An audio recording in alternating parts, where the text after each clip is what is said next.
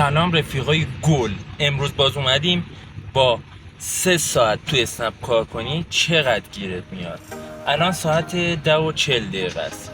میریم که اولین سفر رو داشته باشیم، بعد 3 ساعت ببینیم چقدر کار میکنیم. با ما همراه باشیم، برو بریم.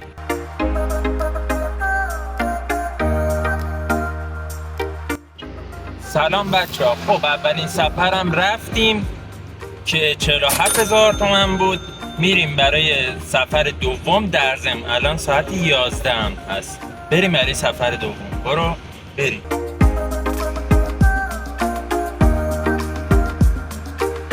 خب بچه ها اومدیم سفر دومم رفتیم به مبلغ 47,000 تومن و با قبلی جمع میکنیم و میریم سفر سوم. الان دقیقا ساعت 11:15 است. بریم برای سفر سوم.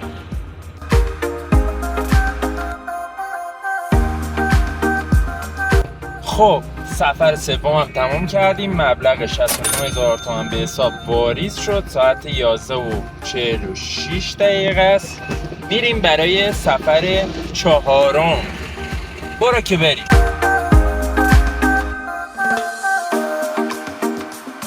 خب ما سفر چهارم هم رفتیم و خیلی طولانی شد دیگه. الان هم ساعت 12:41 است.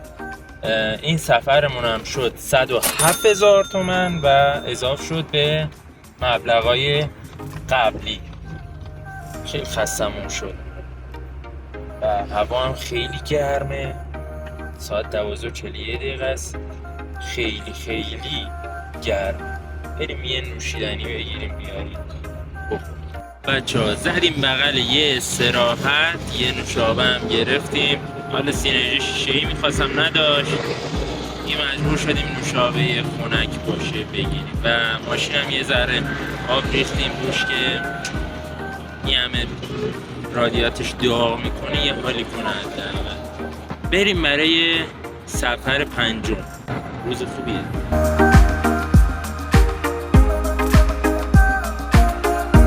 خب بچه ها پنجمین سفرم رفتیم.